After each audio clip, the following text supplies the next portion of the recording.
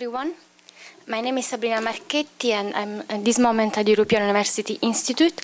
But the interviews I'm going to present you today, the material I'm going to comment, was gathered during an old project of mine.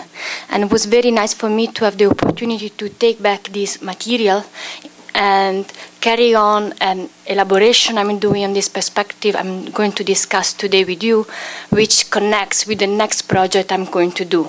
So in my next project, I'm going to do interviews with families, Italian families, that employ migrant domestic workers to take care of the elderly.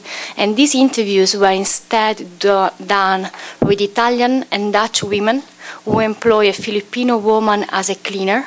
So we are talking only about cleaning jobs, not caring, if you want to make a distinction among the two. And I'm going to discuss 4 cases. 2 are employers, 1 Dutch, 1 Italian. 2 are Filipino women, 1 in Italy and 1 in the Netherlands, because it was a comparative project I did while doing my PhD and master in the Netherlands. For those of you that were there yesterday, we are all sharing a bit the notion of global care chain, of globalization of care. The presentation I'm going to do today is an intervention in this debate, looking at what we actually mean by saying that there has been a substitution of women from the South, of women from the North, by women from the South, of women from the North in their gendered responsibilities inside the household. So my attempt is to nuance, to complicate a bit the idea of gendered models in the impression that sometimes we tend to talk about this taking place, this movement, and what we keep as a fixed element is the gender model, is the commitment women have. And we don't actually enter into discussion of a transformation we had of that. In these decades, the extension of the middle class has brought with it a transformation of what we actually mean of the woman role in a family. And what we are going to see is how these women express strategies, or actually tactics, because I adopt the perspective about the distinction between practices and strategies elaborated by Michel de Certeau.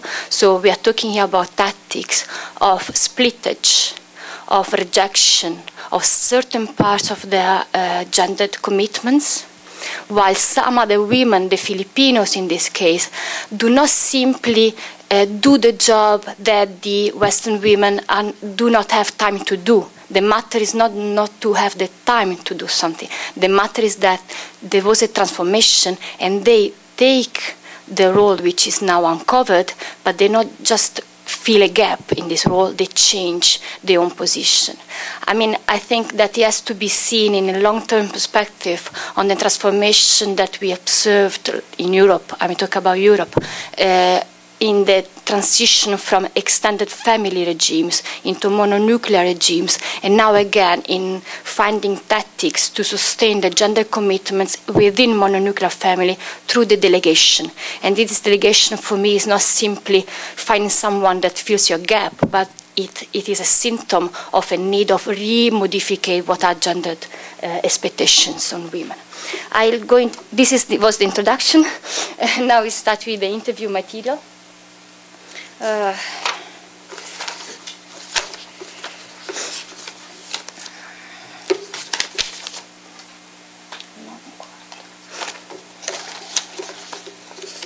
So the first example is from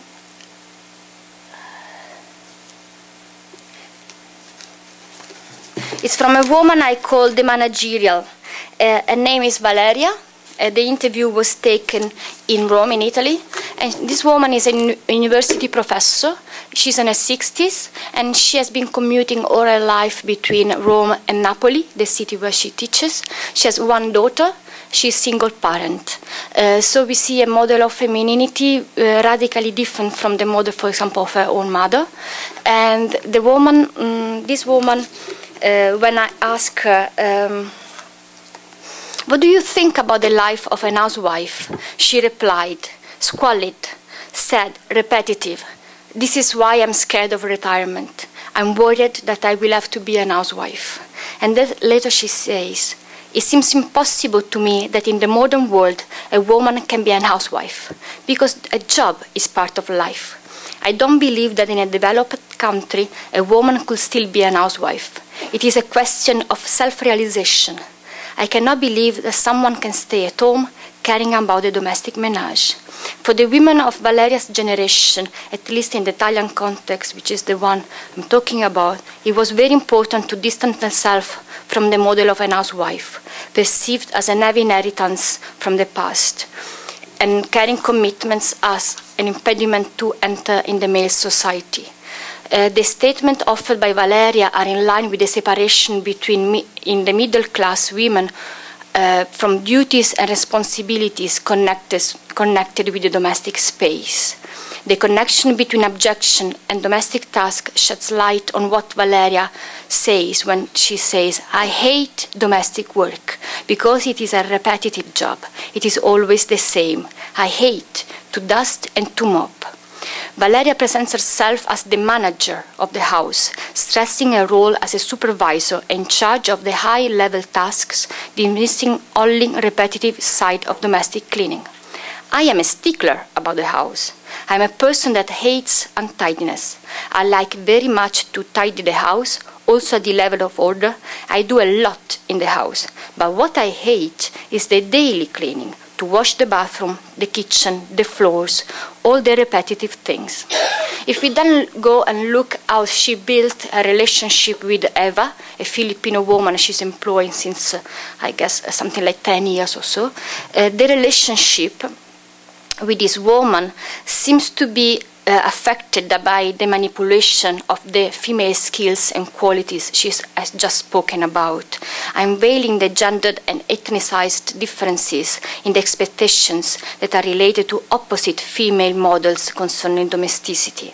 When she talks about Eva, she says, she complains actually that Eva doesn't have a personal initiative. She says that indeed Filipino women are good only at cleaning as robots.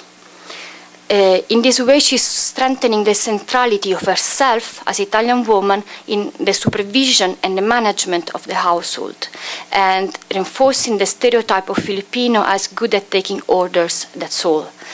Very different example is offered by this woman, Inke. She's an employer. At the time of the interview, she was 28, so at the time was my age, and she was pregnant, and she already had a very young baby. She was married with a kind of rich Dutch guy, and they lived in a very prestigious house in the center of Amsterdam. She's a woman with a working class background, then married to a richer guy, and they decided to have 4 children. So she was beginning with that. I'm seeing in the experience of Inke, in the narrative she offers, what Leslie called the coming back of the traditional model, actually the neo-traditional model. This neo-traditional model will be an example of woman who has a sort of, Leslie say, nostalgia for a traditional family, but in which the home is the place central to it, the ideological construction of the family, but at the same time taking place now in this right moment, this model has to be negotiated and adjusted in an urban context, for example.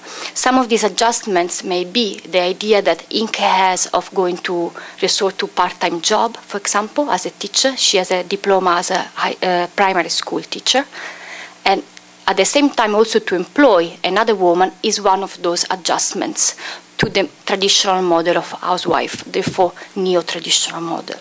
So she says that at the beginning she was taking care of the house by herself, but after the birth of the first baby, she decided to employ someone. Actually, this was the present that the husband did to her after the birth. So this is the way she phrased it. And but it's interesting to see that before the worker arrives in the morning, she says, let's say that I clean up everything, the dishes, the toys, etc., so that she doesn't need to lose time cleaning up these before she starts.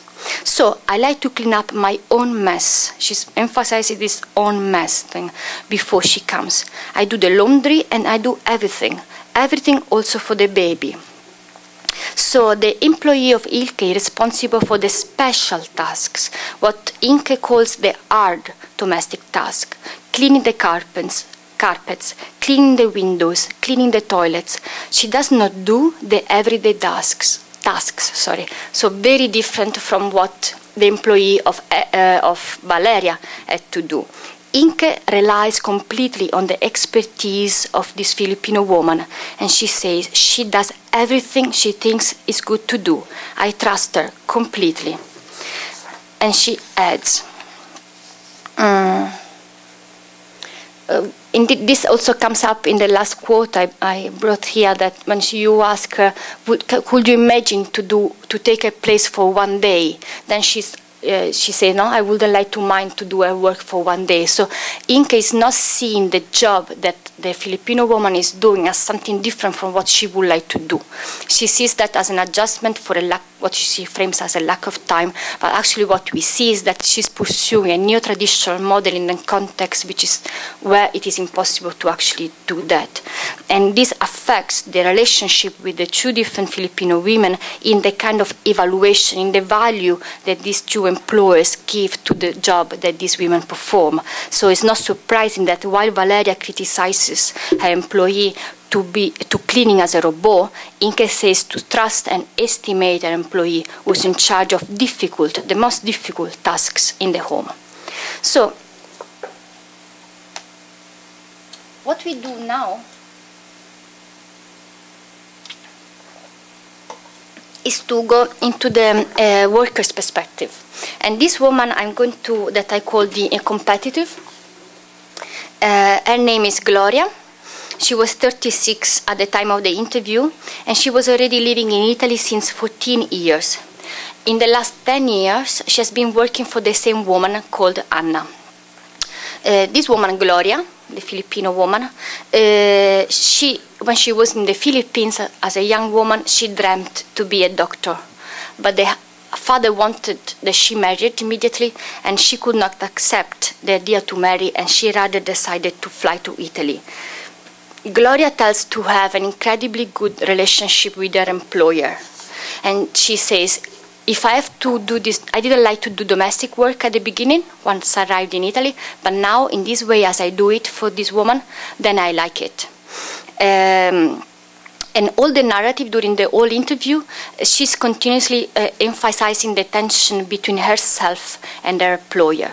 She tells about her employer. The employer is, she has a very prestigious position in the Ministry of Education in Rome. She's a very upper-class woman. And the interviewee says, she's good in cleaning. It's not that she's not good in cleaning, but she doesn't want to stay at home. She's always out. If she's not with her mother-in-law, she's with her friends, she's with everybody. So the main criticism of about Anna is disinterest in carrying commitments. Therefore, this allows Gloria to be in control of the house, of the standards and the tasks to do in the day. Then she says, I am the madam there. The house works as I want. Once a week I change the sheets and I do the 2 bathrooms. I do always 1 bathroom very well, and then I do the rest. Because when I am in the house, I take care of everything. After she goes out, the employer, I do as I like. She tells me, do as you like. So she says, at the beginning I didn't like the job. At the beginning I didn't like the job, but now I have fun with that. Especially when I am at this Anna's place, this Bella di Mamma. She leaves everything to me. She leaves everything to me. In this way, I like it. A very important part of the relationship between Gloria and Anna, between the two women, comes up like materialized in the moment they have big dinners at home. Because the husband of the employer is an important doctor, they often have to invite many guests for dinner. And then the image of this man comes into the picture. He's called the dottore all the time, the doctor. And the doctor, and she says, we organize very special dinners in which we set everything in white and we take out the silver. So that's the important moment.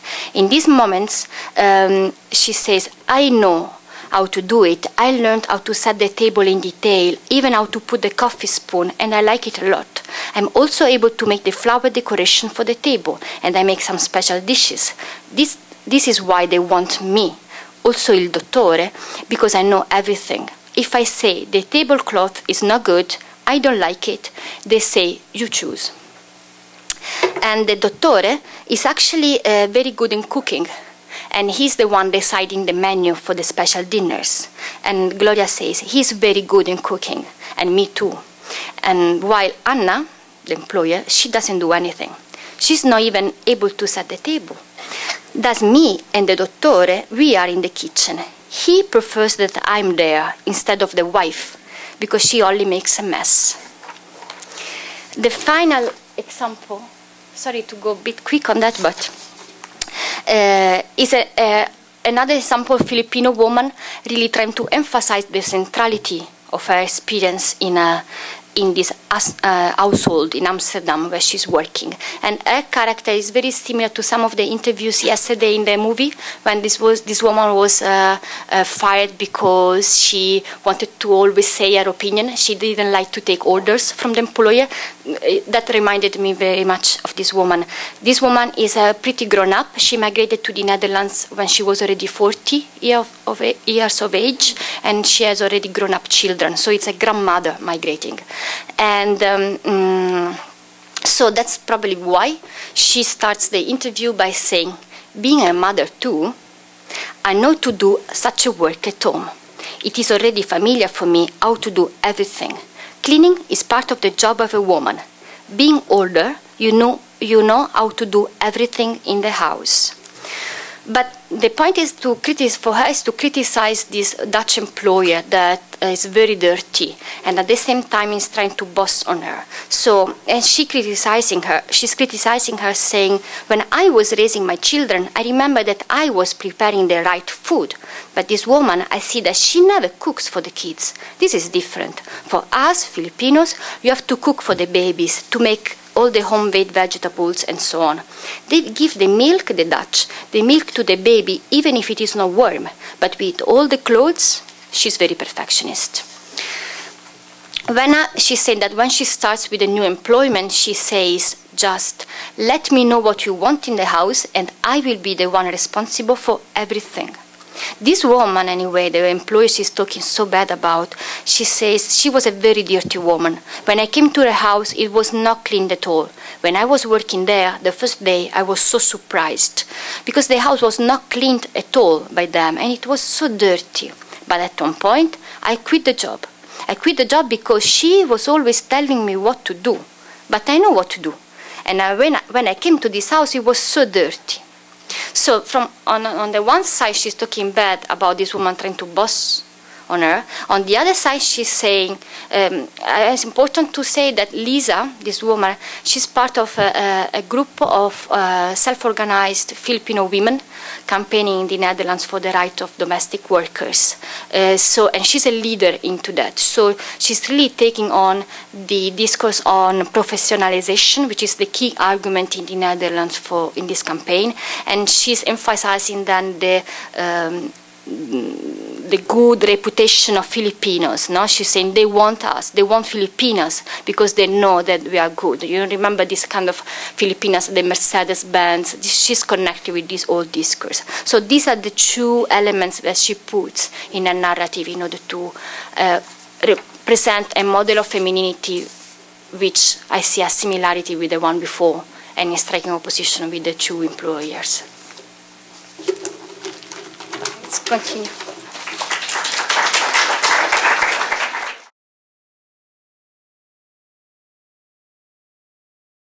I feel that I'm a little bit of an imposter here. I just want to take a few of my 20 minutes to explain a little bit about my research and I think why I'm here today.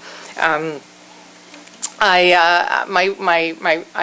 a political scientist, and my fields of research and teaching are international relations and political theory. I've been interested in the ethics of care and feminist ethics for over a decade now.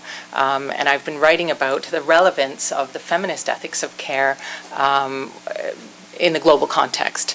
My first book, written in 1999, was called Globalizing Care, and it tried to address the global implications and the global relevance of care ethics, as opposed to other sorts of mainstream, dominant, masculinist, traditional approaches to ethics that we find especially in the international relations literature, the normative theory or the ethics in international relations literature. But as my work progressed, I think there's a lot of interest in this field by feminist philosophers, but also for people in fields of social policy and other more sort of empirically driven fields, for thinking about the relationship between ethical understandings as opposed to, say, rights-based or contractualist or justice-based theories. What do feminist ethics have to offer to these other fields, especially fields that deal directly with care? If we're talking about the ethics of care and we're talking about practices of care, surely these two fields should be speaking to one another. And I'm just going to do a quick plug for our recent book, Rianne and I. Rianne is sitting over there. I hope she'll be a discussant this afternoon. We decided this was a good idea for these two literatures to speak to one another. And we organized a workshop in 2008, I think, in Vancouver on feminist ethics and social policy. And the result is this new UBC book, which does bring together people working primarily in feminist ethics. But we wanted to make sure that the chapters in here that are primarily about ethics also speak to the sort of real-world problems and vice versa, that those working in social policy try to think more deeply about the ethical implications of their claims.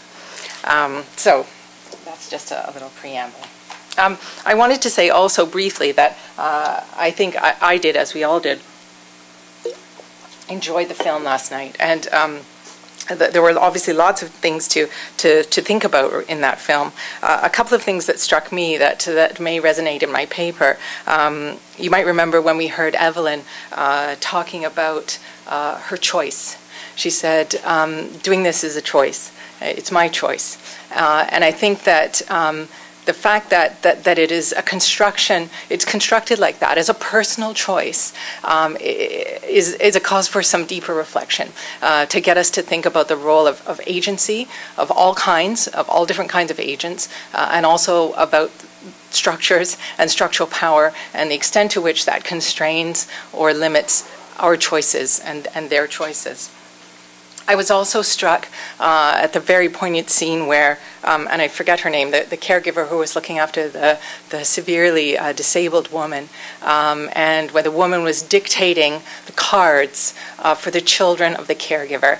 And that, to me, struck me very strongly, that what we're seeing there is so many multiple and intersecting layers of care and different kinds of care. Care that is proximate and immediate, and care that is over distances. So we had the woman who was being cared for by the woman she called an angel, which I also thought was interesting because, she said, do I look like an angel? And I thought, different constructions of what it means to care. Is it self-sacrificing? Are people who care angels? And then she was writing letters to the children at home. So I don't want to say too much more, but I thought that film made us think about a lot of things, partly to do with policy, but also to do with ethics as well. Okay.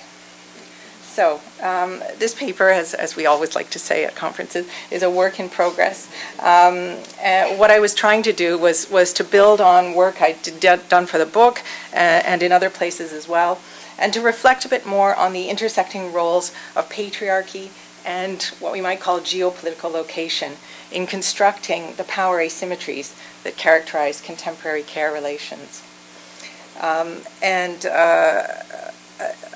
well, let me just continue. Just to introduce it, feminist and moral and political theorists have long argued that care is gendered, raced, and classed. And I think it's something that kind of rolls off the tongue sometimes without reflecting more deeply on it. I think that contemporary transnationalization of care, including the rise of care migration, raises new questions. Certainly, maybe not new for some of you, but new questions, I think, for feminist political philosophers and feminist ethicists. Raises new questions about the way that gender, race, and class intersect, not only in the distribution of care labor, but in the way in which the activities of care are valued in societies in what we might call the income-rich North. So this paper seeks to ask how a feminist ethics of care can respond fully to the moral questions raised by the transnationalization of care. And I think that, and I'll explain this further as I continue, but it's become commonplace to describe care ethics as relational. And sometimes I see that as a kind of get-out-of-jail-free card for feminists, right? That they can talk about relationality as a kind of warm, cozy thing that's good, that's infinitely better than the masculinist, autonomous, individualistic, contractualist idea. But relationality is not always warm and cozy. Relations can be infused with power. We need to think about those relations and also think about the type of power that we're talking about, because often we talk about power, but we don't really think about what kind of power we're talking about. So what I'm arguing is that feminist care ethicists and feminists in general really must ensure that their analyses interrogate the full implications of care relations. When talking about race and class and geopolitical location, I never want to forget patriarchy. And in much of my other work, I've talked about the way in which hegemonic forms of masculinity are important in the perpetuation of the maintenance of the public-private sphere, the devaluing of care work, and the perpetuation of current care regimes. So patriarchy is important. But as I said, I think we need to address the complexity of relationships, including gender relations, that regulate and produce the discourses and practices of care. And that's just a quote that I thought was particularly salient. The idea of geopolitical segregation, the post-colonial idea of geopolitical segregation as a means to solidify the conditions of power that regulate, control, and exploit bodies as central to the imperial reformulations of political practice and knowledge formations. And these sorts of theories, you know, I mean, sometimes there's a tendency to maintain this separation between theory and practice. And yet I think it's very important to remember that our theories, the way that we construct the world, constructs the world, right? That we make, that these ideas are important in influencing our policies and the way that we understand care and the role of care in societies. So I don't think we can ignore what we might loosely call theory. And feminist care ethicists, like all feminists, I think, must reflect on the potential for complicity in these techniques of segregation. So just a bit about the ethics of care. Some of you may be familiar, and many of you may not be. Accounts of the ethics of care often begin with Carol Gilligan's 1982 book, In a Different Voice. And I could talk for hours just on that book and the implications of that book, but I won't be able to do that today. But her book was very influential for feminist ethics and feminist theory in general.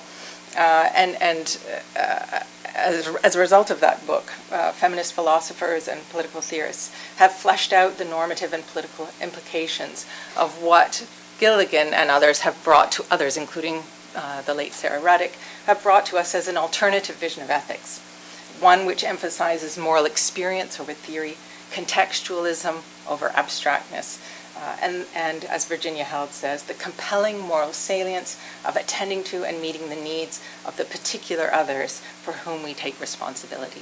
You know, if you know much about ethics, this is very different from traditional masculinist views of ethics, which don't emphasize anything particular, don't emphasize needs, emphasize abstractness, objectivity, and impartiality in ethics. So this was a different voice, one which was characterized by some as an immature moral voice, but which feminists have come to argue is not an immature moral voice, but a different moral voice. Joan Tronto, who's a political philosopher who's done a lot of work on care ethics, her formulation highlights the importance of care ethics, in care ethics, not of moral principles as such, but of practices constitutive of morality. These include the practices of attentiveness, responsibility, nurturance, compassion, and meeting others' needs.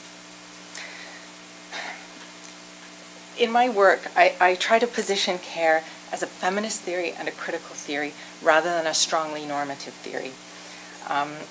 And what I mean by that is that okay, I got it. I want to care to not be an argument about a better way or an always or intrinsically good way of being, but rather focusing on ontology, allowing us to recognize that care is what we do as human beings, and therefore it demands our attention. So as Hutchings writes, it is a claim about the nature of the world we inhabit rather than always a strong claim about what ought to be the case.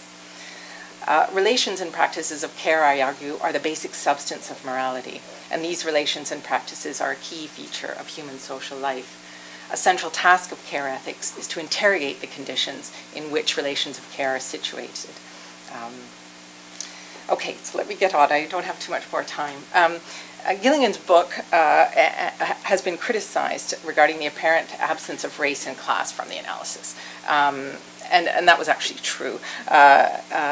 So, because she did very sort of limited experiments. So Gilligan's theory has been criticized for this. There is a lot of recent work that has developed care in its political ways that tries to consider care through the prism of postcolonialism. The idea that we should root our ideas about care through the imperatives of a post-colonial world, where interdependence, as I said, is not cozy, but is contested, complicated, and productively unsettling. And this kind of literature I'm sympathetic to because it rejects the idea that care is necessarily a normative good. Because if we do that, we sometimes ignore the asymmetrical orientation towards the other and the hierarchical nature of many caring practices. Rather than idealizing the values and practices of care, this approach highlights the asymmetries of power. This doesn't mean, I don't think, that we can't consider contemporary care relations against yardsticks of care, not ideal care, but yardsticks care that is fulsome, patient, attentive, and nurturing. But it does mean that we need to understand how and why care is often exploitative, inadequate, and erosive of agency. Okay. So I started to think in this paper, really for the first time in my own research, about intersectionality. And I think in many ways, the logic of intersectionality, it can be seen as kind of already inherent in a feminist ethics of care. Both rely on this idea of a richer ontology. Both talk about relationality in our understandings of power. But when I say like others, I've did some reading on intersectionality, and I found some work to which I was very sympathetic, that we need to focus not just on identities and categories in our approach to intersectionality, but think about the processes and systems which actually produce identities that are productive of subjectivities, rather than think about identities as pre-existing. And I have a quote from Rita Moon, who says, the study of processes and systems draws attention away from different identities and bodies per se to the specific processes and conditions in which representations of difference are socially organized. This draws our attention to the doing or making of differences and serves to show that the subjects are socially produced as identities through discursive and other kinds of processes. So seen in this way, we can't think of power as inherently residing in one's identity as a white career woman or a migrant caregiver, Rather, we have to consider the ways in which migrant caregivers' subjectivities are produced, at least in part, by and through the conditions under which they work. We have to look at the way that their daily performances, or our daily performances, in this dichotomous idea of workers and carers, are constantly disciplined by regulative discourses of gender, race, and class. And in our book, Joan has an excellent quote where she talks about the way that immigrant care workers become marked with the stigma of care work. They are, she says, clearly designated as appropriate to do servile work and are marked by race, color, religion, creed, etc. Now, while the forms of power being exercised here may be described as neo-colonial, I think they are markedly different from the coercive powers of the 19th century imperialism. This is not a violent power. And sorry, one more quote, because I really like this one. She said, this is Arlie Russell Hochschild. She says, today's North does not extract love from the South by force. There are no guns, there are no invading armies. Instead, we see a benign scene of third world women pushing baby carriages, elder care workers patiently walking arms linked with elderly clients on streets. There's still power relations at work, even though it looks nice and cozy. I think by digging deeper, we see not only the structural power of global capitalism, but the disciplining power of regulative dichotomies of work and care, mind and body, autonomy and dependence. This isn't a kind of ostentatious power, not a traditional violent form of power. This is the power of the everyday, the minute disciplines that work, as Foucault said, to maximize the use of bodies at the least possible cost. Okay, so I wanted to emphasize that it's not just discursive power, that the power that creates identities and subjectivities in the context of transnational care is both material and discursive. So we have to consider the international division of reproductive labor, as Perinis reminds us. We have to consider the regulative power of the state, as we talk about in our book, that the flow of migrant caregivers is aided by the state-sponsored spread of such solutions in Europe and North America. So to conclude, I think intersectional methodology is crucial for the ethics of care. Again, in philosophy, there's not a lot of, intersectionality is new. It's not new in other kinds of feminist theory, but I think it's important for the ethics of care, especially because a lot of approaches to the ethics of care tend to idealize, tend to see care as a virtue, as inherent in, say, a relationship between a mother and child, or indeed a caregiver and a child. But when we start looking at the different layers of care and the globalization or transnationalization of care work, I think we need to understand the way in which identities or subjectivities are produced between various techniques and structures of power. We need to interrogate these norms. So we must avoid superficial accounts of relationality. And I think, as I said at the beginning, we need to reflect on the complicity of our own feminist theories in upholding regulative and dichotomous logics that produce women as either workers or carers and as either liberated or dependent.